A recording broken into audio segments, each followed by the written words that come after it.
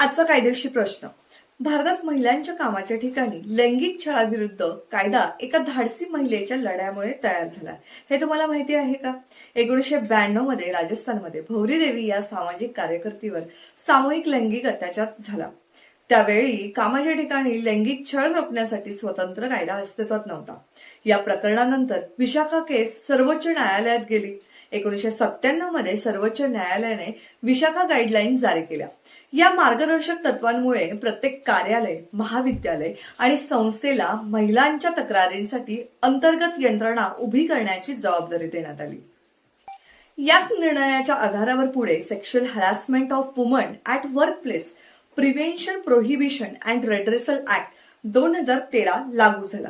जेव्हा पीडितेला सुरक्षित वातावरण मिळतं तेव्हाच ती आवाज उठवू शकते. कायदा फक्त शिक्षा देत नाही, तो सुरक्षित समाज निर्माण करण्याचाही प्रयत्न करतो. एका महिलेच्या संघर्षाने संपूर्ण देशातील कामाच्या ठिकाणांचे नियम बदलले. ही आहे लँडमार्क जजमेंटची ताकद.